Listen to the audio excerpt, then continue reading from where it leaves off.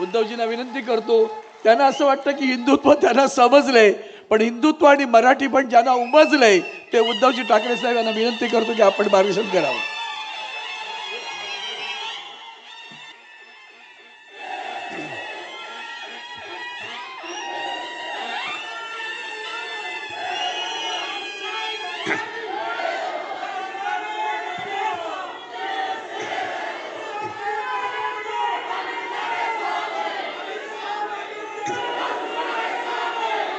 जमलेल्या माझ्या तमाम हिंदू बांधवांनो, भगिनींनो आणि मातांनो,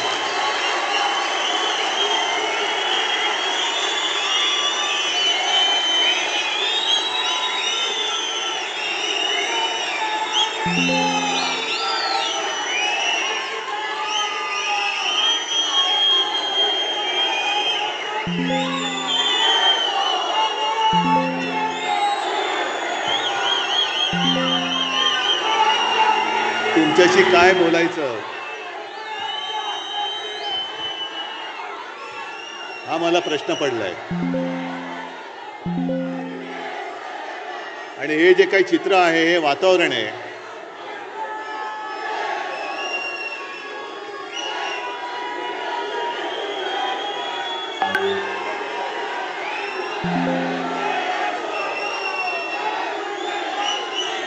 हे वातावरण मला नाही वाटत कोणाच्याही नशिबात किंवा भाग्यामध्ये असं प्रेम लिहिलं असेल.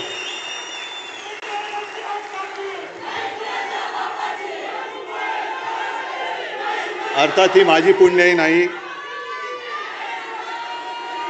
ही माझ्या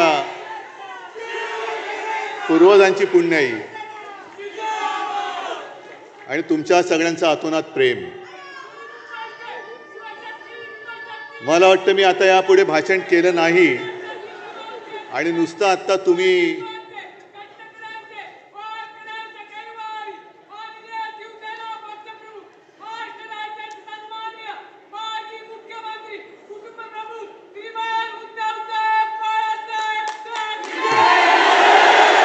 हा जयघोष जरी नुसता टीव्हीवरती आपल्या विरोधकांनी पाहिला तरी त्यांचे नॅपकिनसह सगळे कपडे ओले होतील.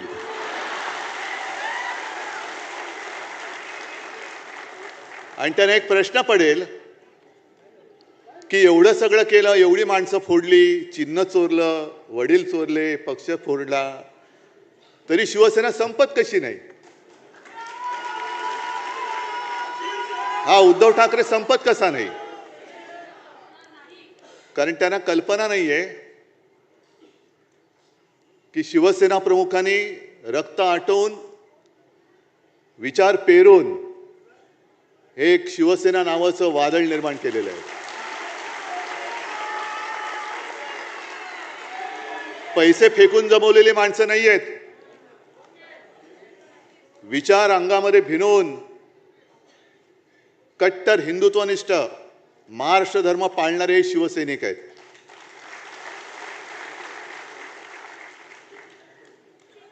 आणि मी पहिल्या प्रथम तुम्हाला सगळ्यांना वर्धापन दिनाच्या शुभेच्छा देतो. 59 वर्षे झाली हे हा जल्लोष पाहून कोणाचा विश्वास बसणार नाही.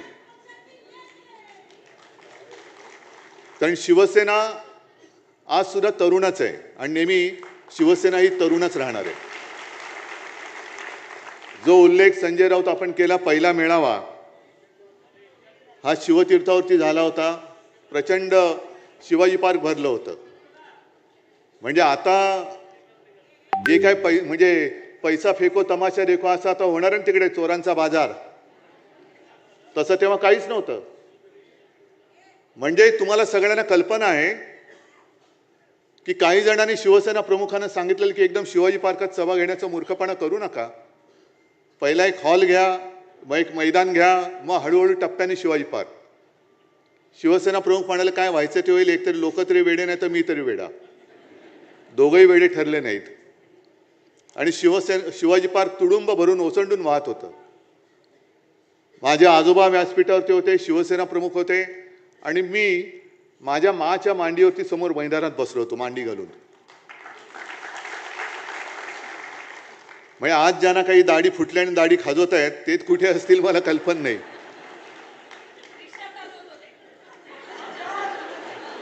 जाऊ दे. आज सगळीकडे बॅनर लागलेत, पोस्टर लागलेत, शिवसेना प्रमुखांचे फोटो आहेत. मला खरंच कीव येते की जे आपला बाप बदलतात आणि राजकारणात ज्यांना पोरं होत नाहीत, मी राजकारणात म्हणतोय, अशी लोक जेव्हा आपल्या घराणेशाहीवरती टीका करतात तेव्हा मला त्यांची कीव येते. अरे तुला होत नाही राजकारणात पोरं, आम्हाला आम्ही काय करू, घे, आमच्याकडे आहेत, घ्यायची तर घे. किती पाहिजेत? कारण भारतीय जनता पक्ष असाच आहे.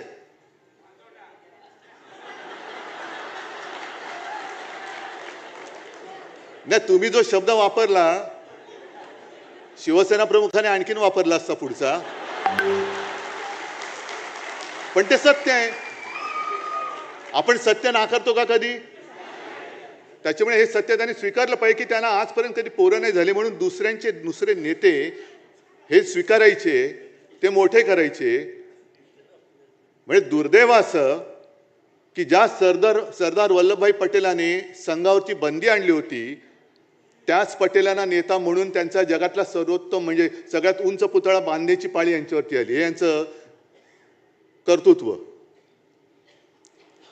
आणि आपल्याला शिकवत आहेत हिंदुत्व. ठीक आहे, आजच्या सुद्धा आपल्या वर्धापन दिनावरती भाजपची काही पाळलेली बेडकं ही डराडोराव करतील.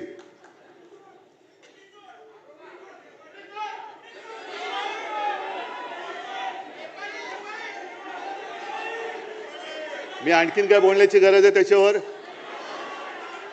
कारण ह्याच हॉलमध्ये शिवसेना प्रमुखांचं ते गाजलेलं भाषण आहे, तर ती आठवण झाली तरी पुरे.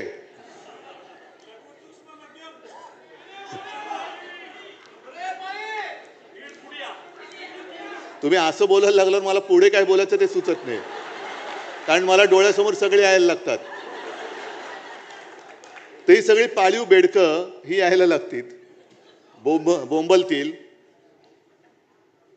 पण या चोरांना खरंच मी तर म्हणेन लाज लज्जा शरम काही त्यांनी ठेवलेली नाहीये. नॅपकिन आहे तो सुद्धा काय ठेवला ते कळत नाही. असा हा भाजपा, म्हणजे ज्याचा उल्लेख माझ्या मते आधी पण भास्करराव तुम्ही बोलत होतात, अंबादासनी केला असेल, संजय राऊतांनी तर केलाच. पण विशेषतः अंबादास तुमचं कौतुक करायचं आणि माझ्या मराठवाड्यातल्या सगळ्या सैनिकांचं कौतुक करायचंय. कारण तुम्ही एक वस्तुस्थिती ही जनतेसमोर आणली. क्या हुआ तेरा वादा. म्हणजे आतापर्यंत त्यांनी जे काही वादे केले होते ते कसे फसवे होते ते त्यांनी छान पद्धतीने पूर्ण मराठवाड्यामध्ये जनतेपर्यंत पोहोचवलं. मग आता माझा प्रश्न तुम्हाला सगळ्यांना आहे की निवडणूक जिंकण्यासाठी माता भगिनींशी केलेला वादा, जनतेशी केलेला वादा जो पक्ष पाळत नाही तो पक्ष त्यांनी मला केलेला वादा हा मी तेव्हापासून बोलत होतो की यांनी वादा केला होता की 2.5 वर्ष शिवसेनेचा मुख्यमंत्री होईल आणि हे सांगत होते असं काही घडलंच नाही. मग हा काल परवाचा तुम्ही केलेला जनतेशी वादा खरा होता की खोटा होता? म्हणजे यांची वृत्ती कळते, यांची वृत्ती कळते. आणि तसं जर का बघितलं तर बोलायचं कशावर हेच कळत नाही. कारण यांचं सरकार आल्यानंतर जी काही पनवती लागलेली आहे केंद्रामध्ये सरकार आल्यानंतर, सगळी कामांची वाट लागलेली आहे. एअरपोर्टचं छत गळतंय, त्या मेट्रोच्या स्टेशनमध्ये पाणी जात आहे, प्रयागराजला माणसं चेंगरून गेली, कोणी जबाबदारी घ्यायला तयार नाही. दिल्लीच्या रेल्वे स्टेशनमध्ये माणसं चेंगरून गेली, कोणी जबाबदारी घ्यायला तयार नाही. काल परवाकडे विमान अपघातात गेली, कोणी घ्यायला तयार नाही. रेल्वे अपघातात गेली, कोणी घ्यायला जबाबदारी तयार नाहीये. म्हणजेच काय की तसा जर का आपण गांभीर्याने विचार केला तर आज आपल्या देशाला पंतप्रधानांची गरज आहे. आज देशाला पंतप्रधान कुठे आहे? भाजपला आहे. देशाला कुठे आहे?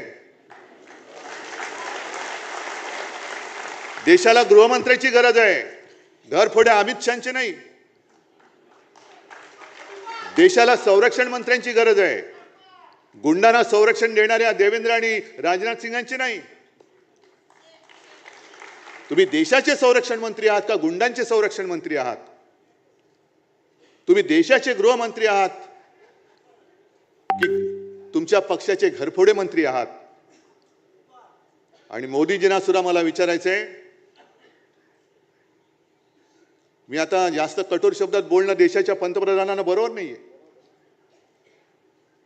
पण जेव्हा आम्ही इंडिया आघाडी म्हणून तुमच्या समोर पर्याय उभे राहिलो तेव्हा तुम्हाला लाज वाटली नाही आमची इंडियन मुजाहिद्दीन बरोबर तुलना करायला?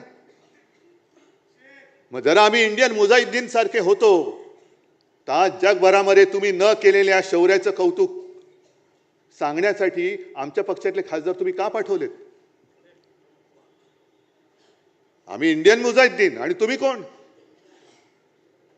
म्हणजे तुम्ही जगभर फिरलात पण या कठीण काळामध्ये एक मित्र तुमच्या सोबत उभा राहिला नाही जो माझ्या देशाच्या बाजूने उभा राहील. आम्ही राहिलो तुमच्या सोबत. जग तुमच्या विरुद्ध आहे. देशातले मित्र तुम्ही तोडून टाकताय, मित्र संपवून टाकता आहात. आमची तुलना तुम्ही देशद्रोह्यांबरोबर करता आहात. आणि मग जेव्हा संकट आल्यानंतर आमचेच खासदार तुम्ही जगभरामध्ये पाठवताय, आम्ही काय केलं आम्ही काय केलं हे सांगायला. आम्ही विसरून गेलो नव्हे. मी मुख्यमंत्री होतो त्यावेळेला देखील ते डोकलाम झालं होतं. तेव्हाही आपली हीच भूमिका होती की प्रधानमंत्री जी जो आपको सही लगे आप करो, हम आपके साथ है. आता सुद्धा आपली हीच भूमिका होती. ठीक आहे, पक्षीय मतभेद असतील, आहेत, राहतील, पण देश संपूर्ण जगासमोर आम्ही जाऊ तेव्हा हम सब एक है म्हणून आपण गेलं पाहिजे. आणि ते कर्तव्य, पवित्र कर्तव्य आम्ही करण्याचा प्रयत्न केला.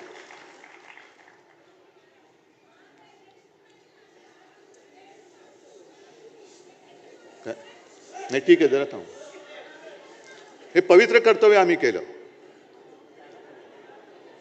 आणि दुसरं त्यांनी जे काय केलं, यांना नावं बरी सुचतात. ऑपरेशन सिंदूर, घरोघरी जाऊन हे सिंदूर वाटणार होते. कोण वाटणार सिंदूर? हे सगळे भ्रष्ट गुंड. हे माझ्या माता भगिनींना जाऊन तो पवित्र सिंदूर वाटणार. म्हणजे ज्यांना जोड्याने हाणलं पाहिजे असे भ्रष्ट भाजपवाले माझ्या माता भगिनींना जाऊन सिंदूर वाटणार आणि ते काय सिंदूर त्यांच्याकडनं घेणार असं वाटलं त्यांना. आम्ही जेव्हा हिंदुत्वाची व्याख्या करतो तेव्हा शिवसेना प्रमुखांनी आम्हाला सांगितलंय की माझं हिंदुत्व म्हणजे राष्ट्रीयत्व आहे. आम्ही हिंदू धर्म मानतोच आहोतच, पण त्याच बरोबरीने राष्ट्र धर्म सुद्धा पाळणारे आम्ही कट्टर देशाभिमानी हिंदू आहोत. हा देश जो आपला मानतो, या देशासाठी जो मरायला तयार आहे तो आमचा आहे. जातपात धर्म त्याचा आम्ही नंतर बघू, पण हा देश जो आपला मानतो आणि या देशासाठी तो वाटेल ती कुर्बानी द्यायला तयार आहे, तो कोणी असला तरी तो आमचा आहे. मग मला मोदींना विचारायचं आहे,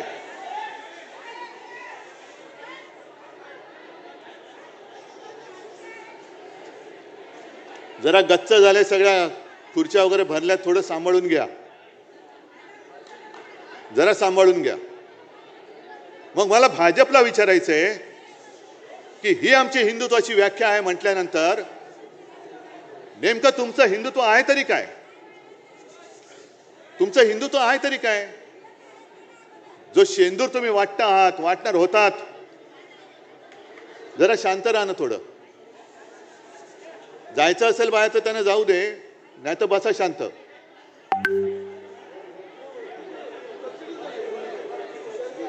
गर्दी झाली जरा, थोडा हा वरती दारात, इकडे खाली काय नाही, वरती गर्दी झाली, त्यांना आत यायलाच जागा नाहीये.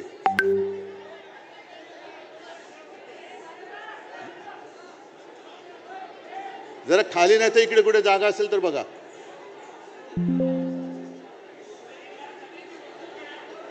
बरं ठीक आहे, चला, ते वरती सांभाळतात सगळ्यांना, आपण आपलं सांभाळू इकडे.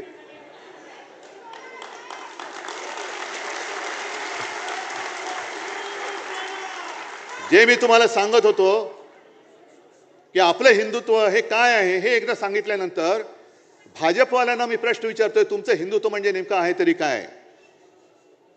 आम्हाला तुम्ही सांगतात आम्ही हिंदुत्व सोडलं, हिंदुत्व सोडलं, मग तुम्ही काय सोडलंय? कारण मध्येच कधीतरी जाऊन तुम्ही मशिदीमध्ये सौगात वाटता,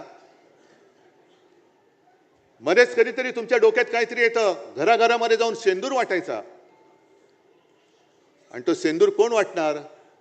तो नालायक, तो एक मंत्री कोण, विजय शहा, ज्याला खरंच भर रस्त्यामध्ये चापकानी फोडला पाहिजे, त्याच्यावरती भाजप अजून काही कारवाई करत नाही. त्या सोफिया कुरेशी ज्या आपल्या भगिनी आहेत, एक काय आपल्याला गर्व वाटला त्यावेळेला की अरे एक महिला आपल्या लष्करामध्ये मोठ्या पदावर पोचली आणि ती बाणेदारपणाने आपली बाजू मांडते. त्या सोफिया कुरेशीना जो विजय शहा पाकिस्तान की बहन म्हणतो, आतंकवाद्यांची बहन म्हणतो, ही अशी नालायक औलाद भाजपमध्ये आहे. आणि या भाजपकडनं आपण देश सुधारण्याची आशा करतो, देश सुधारणार आहे. मग तुम्हाला एवढं सुद्धा कळत नाही, एक तरी इतर वेळेला शेपट्या घालून आत बसणार. तुम्ही सैन्याचे पाय तर बांधलेच, नाही तर सैन्याने धडक दिली होती, आजपर्यंत आपण पाकिस्तान घेतलाही असता. पण ट्रम्पचा फोन आल्यानंतर हे युक्रेन का वॉर रुकवा दी पापा, वॉर रुकवा दी पापा, ती जाहिरात होती ना, आपण पण केली होती. पण ट्रम्पचा फोन आल्यानंतर यांचा आवाजच गेला. काय करायचे ते असे प्रधानमंत्री, काय करायचे तसे गृहमंत्री? संजय राऊत, तुम्ही जो प्रश्न विचारला तो बरोबर आहे की ते 4 अतिरेकी आतमध्ये आले कसे? संरक्षण मंत्री काय करतायत, गृहमंत्री काय करतायत? खाडखाड गोळ्या घालून आपले पर्यटक तिकडे जे गेले होते त्यांना गोळ्या घालून मारणारे अतिरेकी गेले कुठे? पाताळात गेले, आकाशात गेले का भाजपात गेले? अजून मिळत कसे नाहीत सांगता येत नाही त्यांना. गेलेही असतील, घेतलेही असतील. कारण आता फक्त दाऊदला घ्यायचं बाकी राहिलेलं आहे, बाकी सगळं झालेलं आहे. आणि जसं आपण सदस्य नोंदणी करतो, कुठे करतो आपण? घरोघरी जातो, आपल्या शाखेमध्ये करतो, काही ठिकाणी पब्लिक प्लेस असतात तिकडे करतो, बरोबर ना? पण मला आता कोणीतरी सांगितले की भाजपने आता नवीन सुरू केले, जेलच्या तुरुंगाच्या दरवाजाच्या बाहेर त्यांनी स्टॉल टाकलेत. इथे येतो का तिथे जातो.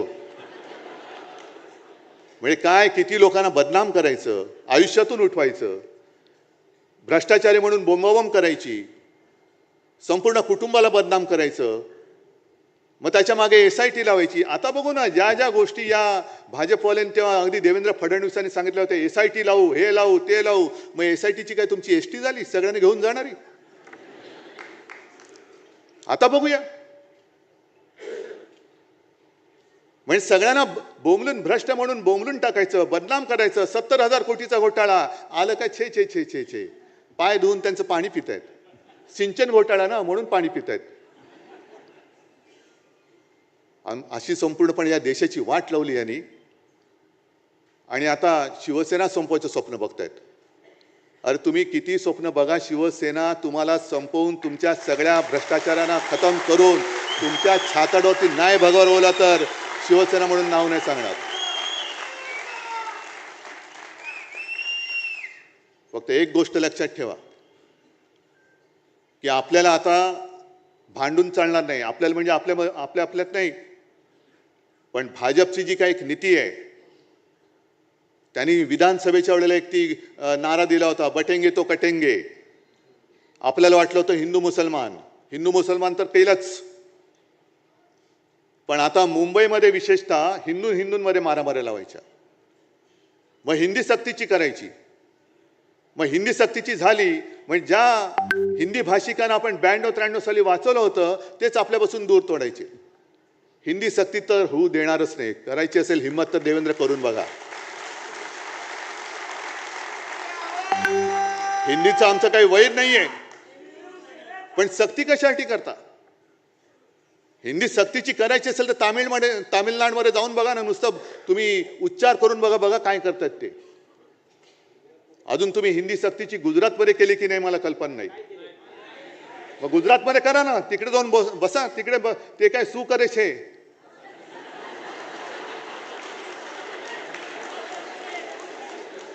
म्हणजे ते मराठीत त्याचा अर्थ वेगळा होतो, हिंदीत काय होतं मला माहिती नाही. पण इकडे आपल्याला भांडवत ठेवायचं, भांडा हिंदी सक्तीची. म्हणजे काय झालं की अगदी निवडणुकीच्या तोंडावरती आपण मुंबईकर सगळे एकत्र राहतोय, ते मराठी अमराठीमध्ये झगडा, मग त्याच्यावरनं आपण भांडत बसायचं. आणि एकदा का आपण भांडायला लागलो काय भ्रष्टाचार करायला मोकळे. आता ज्या काही बातम्या येत आहेत, म्हणजे काय काय बातम्या तर त्या महिलांवरती होणाऱ्या अत्याचाराच्या, त्यांच्या हत्येच्या वाचवत पण नाहीये. पण त्या बातम्या रोज देत बसायच्या आणि ह्यांच्या येणाऱ्या बातम्या ह्या दाबून टाकायच्या. एक 8-15 दिवसापूर्वी एक बातमी आली होती, किती जणांच्या लक्षात आहे? या मिंद्याच्या काळामध्ये 3,000 कोटींनी जास्त असलेले टेंडर सुप्रीम कोर्टाने रद्द केलं होतं. किती लोकांना माहिती आहे? 3,000 कोटी रुपये गेले कुठे? गेले ना. मग मध्ये जो काही आपण म्हणजे आदित्यने सुद्धा प्रेस कॉन्फरन्स घेतली, आपण मोर्चा काढला होता. मुंबईमधला रस्ता घोटाळा, पैसे गेले कुठे? ते गेले. म्हणजे प्रत्येक आमच्यावरती घराणेशाहीचे आरोप करताना तुमच्या आंबरस तुम्ही तो घोटाळा काढलाय, ते एक आपल्यातनंच गेलेलं तिकडे ते आहे अवलाद. त्यांनी स्वतःच्या पोरासाठी भूखंडाचं आरक्षण बदलून हॉटेल वगैरे तिकडे केलं. खैरेचे बरोबर ना. त्याच्यानंतर एक मंत्री आहे, त्याच्या खात्यामध्ये बदल्यांमध्ये अनियमितता आहे. एक मंत्री आहे, तो शेतकऱ्यांचा अपमानच करत सुटलेला आहे. शिक्षण खात्यामध्ये घोटाळा आहे. सगळे घोटाळे. म्हणजे मध्ये एक तो जो काय फोटो आला होता, देवेंद्र फडणवीस बसलेत मध्ये आणि आजूबाजूला सगळे उपरे. मला भाजपवाल्यांची खरंच दया येते. किती किती पिढ्या तुमच्या सतरंज्या उचलण्यामध्ये घालणार आहात? आता तर सतरंजीच्या खाली गेल्यात तुम्ही, तुमच्यावरती उपरे नाचतायत. बस करा आता, या ना. अरे जर का तुमच्यामध्ये जरा तरी काही शिल्लक असेल स्वाभिमान अभिमान, तर द्या जुगारून या उपऱ्यांचं. आणि भ्रष्ट उपऱ्यांचं हे जोखडे ते जुगारून द्या. आणि या मर्दासारखे बाहेर या. तुमची किती इंचाची छाती आहे ना, ती तुमच्या नेत्याला दाखवा. मर्द कशाला म्हणतात? पण भ्रष्टाचाराच्या बातम्या येऊ द्यायच्या नाहीत. मग हिंदी सक्तीची बसा बोंबलत तुम्ही. हिंदी सक्तीची होऊ देणार नाही, आम्ही होऊ देणार नाही, ते ठरवलेलंच आहे. पण त्याच्यामध्ये झगडत ठेवायचं. बटेंगे तो कटेंगे. मग त्याच्यामध्ये पुन्हा मराठा मराठेतर हे भांडण लावून ठेवायचं. हिंदू मुस्लिम आहेच, तो एक बेडूक ओरडतोच आहे त्याच्यामध्ये, त्याला काम तेवढंच दिलेलं आहे. अरे तुझी उंची केवढी, आवाज कसा,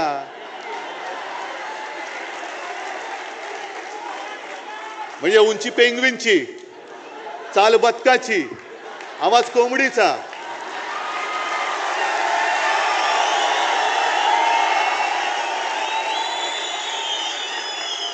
डोळे कोणासारखे माहिती नाहीत. तो जीव काय, बोलतोस काय, पार्श्वभूमी काय तुझी, वडिलांची पार्श्वभूमी काय, आणि आमच्यावरती बोलतोस. मी कोणावरती बोलतोयस? न त्यांना कळू दे पहिलं नक्की. एक कोणतरी बाप ठरवा. याच भाषेत मी त्यांच्याशी बोलतोय. एक कोणतरी ठरवा. जसं आम्ही 59 वर्षाची शिवसेना झाली तरी सुद्धा आमचा नेता एकच आहे, भगवा एकच आहे, दैवत एकच आहे, विचार एकच आहे. आणि शिवसेना प्रमुखाने शिवसेनेची स्थापना केली ती महाराष्ट्राच्या मराठी माणसावरती होणाऱ्या अन्यायाचा मुकाबला करण्यासाठी केली आणि हिंदुत्वाच्या रक्षणासाठी केली. शेटजींची पालखी वाढण्यासाठी नाही केली. शेटजींचे बूट चाटण्यासाठी शिवसेनेची स्थापना नाही केली. हे त्या मिंद्याला पहिले जाऊन सांगा.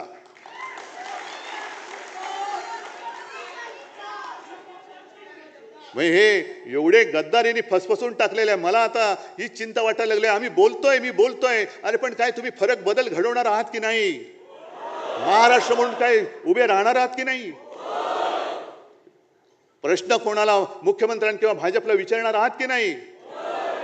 कारण रोज काहीतरी घडतंय आणि जाऊ दे ना, आपलं काय जाते, कशाला आपलं काय जाते. आज मुंबईच्या निवडणुकीला सामोरं जाताना ह्या ज्या काही बातम्या येत आहेत त्याच्यामध्ये आपल्या बाकीच्या बातम्या म्हणजे लाडकी बहीण या योजनेला देण्यासाठी पैसे नाही आहेत, आदिवासींचा निधी त्याच्यात वळवत आहेत.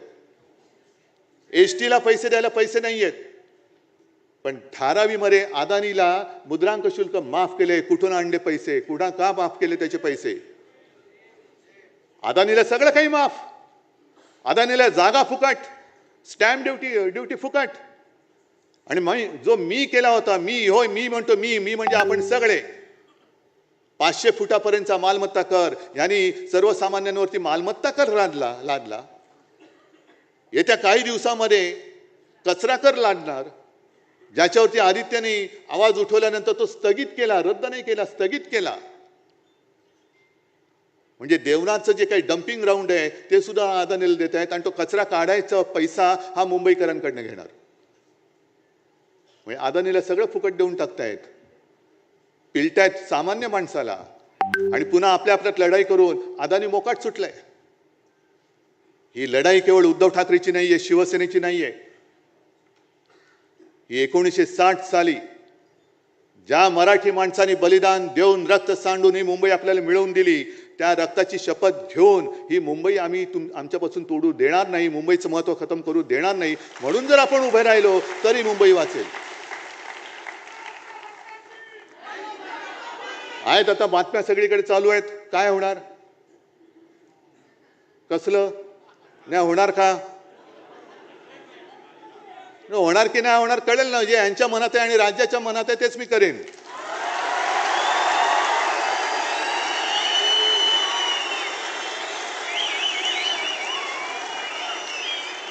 पण ते होऊ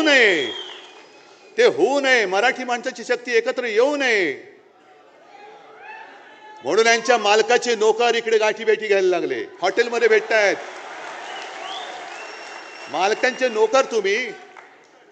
कारण जर का मुंबईवरती ताबा यांना मिळाला नाही आणि मुंबई परत शिवसेनेच्या ताब्यात आले, आम्ही घेणारच आहोत,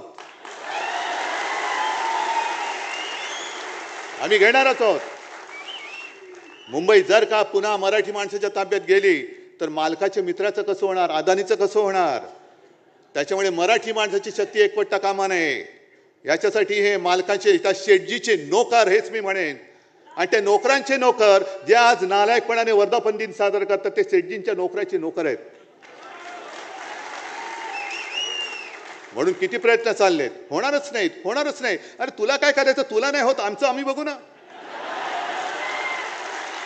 आम्ही बघू आमचं काय करायचं ते. पण जर तुम्हाला कोणाला वाटत असेल की तुम्ही शिवसेना प्रमुखांचा ब्रँड पुसून टाकाल तर तुमचं नामो निशाण आम्ही महाराष्ट्राच्या धर्तीवरून पुसून टाकल्याशिवाय राहणार नाही. नामो निशाण पुसून टाकू आम्ही भाजपच्या या महाराष्ट्रातून. आणि आज तर मी तयारीने उभा आहे. तुमची तयारी काय मला कल्पना नाही. मी तुम्हाला एकच आठवण सांगतोय, माझी तयारी मी तुम्हाला सांगतो. 92-93 साली जेव्हा दंगा भडकला होता देशद्रोह्यांच्या विरुद्ध, तुम्हीच सगळे शिवसैनिक रस्त्यावरती उतरला होतात आणि छातीचा कोट करून मुंबई वाचवली होती. तेव्हा एक व्यक्ती आली होती बाळासाहेबांकडे, बाळासाहेब आता बस झालं, आता पुरे झालं. आता ती कोण व्यक्ती मी सांगत नाही, आज आहे ती हयात. आणि बाळासाहेबांनी सांगितलं की अरे एक पिक्चर मी पाहिला, प्रहार नावाचा. कोणाचा? नाना पाटेकर. किती जणांनी पाहिलाय? आहे ना. त्याच्यामध्ये नाना पाटेकर त्या गुंडांसमोर उभा राहतो आणि त्यांना सांगतो कम ऑन किल मी. तसा मी या गद्दारांच्या समोर उभा आहे आणि सांगतोय त्यांना मी कम ऑन किल मी.